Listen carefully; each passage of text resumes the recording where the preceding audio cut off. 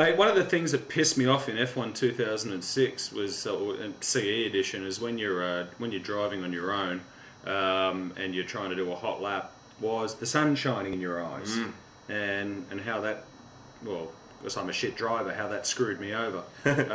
What can you tell us about the weather effects in the new Codemasters game? Yeah, there's been lots of banter on the Codemasters forum about weather effects, and they came out and said that weather is a very big area for us to get right. Yeah, the first 3 races of this season pretty much told us that, or the first couple of races. They also say that it's not something that they've pushed in previous racing games, but they recognise that this is an important area for Formula One, and they're determined to get it right. They're talking about, as we touched on briefly a second ago, about sections of the track drying out during weather. And they're also talking about cloud scan data, Max, where they basically have, you know, a lot of weather. The weather is basically very important to them to get right. And so, you know, as the weather changes and things like that, whether it's sun, whether it's a rain, you know, but not only the weather itself, but its effect on the circuit. So that's awesome. That's unreal. Do you think it'll get to the stage in this game, if they're talking about making a true sim version of the game?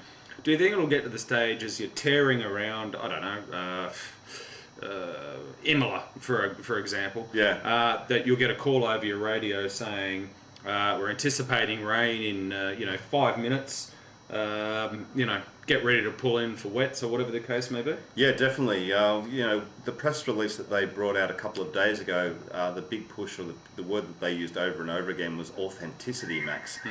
So not having someone like Martin Brundle commenting on the game as you're driving around, but actually having someone in your ear, someone from the pits telling you things about the surface of the track, about the rain, about the weather, about what's coming up and things like that. So fantastic. It goes back to what we were saying before, Max, is making it more a driver perspective game rather than you know, having commentary from from watching it like a race, making it more like you're actually driving in the race. So it's going to be awesome, mate. Fantastic. For those of you that don't have a Logitech G25 steering wheel and pedals, go and buy it within the next 6 to 12 months, will you? Because it's just going to enhance this game like nobody's business. There's no doubt about it.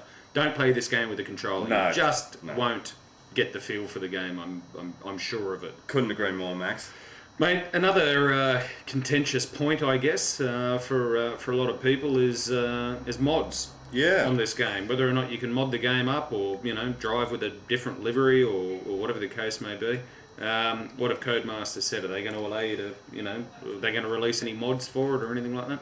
Yeah, for those of you who like to mod cars and things like that, the news isn't good. Codemasters has confirmed that there will be no mods available. Our game will not be moddable. The data structures we use are very complex to make use of the current hardware. And they say that they'd have to release a whole range of editors, exporters, converters. They're talking about you'd have to buy expensive art tools and things to do that. They have said that they will be releasing an F1 game every year. So you will get the latest data at the highest possible quality every year, but you won't be able to mod what it is that they release. Now, that may not, a lot of games now have downloadable content, so they may release, a mod is not a downloadable content, so while you can't mod what you have, like an R factor where you can just mod it like crazy, I fully expect, Max, and they haven't commented on this, but I fully expect that you will be able to get downloadable content. I'd be surprised if you couldn't.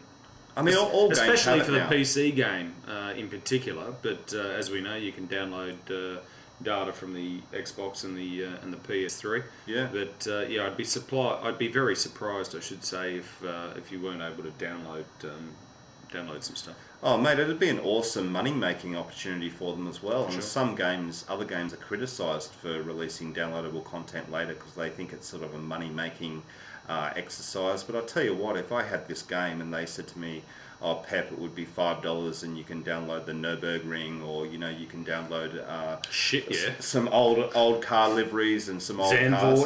Yeah, exactly. Then they'd have my $5, that's for sure. Yeah, I mean, it's a great, if you can allow that. Okay, you can't mod what you have, but you can download something new for the game, an enhancement. That would be awesome. That would be fantastic. They'd have my cash for sure, Max. Yeah, big time. No doubt about it. Well, guys, there you have it. That's the latest from Codemasters. For those, just to recap, for those with a PS3 and an Xbox 360, I guess we've got to bide our time. For those with a Wii and a PSP, you lucky buggers, enjoy yourselves this year. But I guess the rest of us are going to have to keep pounding around the laps in F106 CE on the PS3. But it bodes well, I guess, and let's no doubt look forward to a crackerjack of a game next year. What we'll do is we'll have links to all of these things that we've referred to in our video description, and we'll be updating those as well. So as new releases come out, we'll put that into the blog, so check it out. Alright guys, enjoy Bahrain. Hope you all have a great time watching it, and have a good week, and we'll speak to you next week. See you guys. Bye. Bye.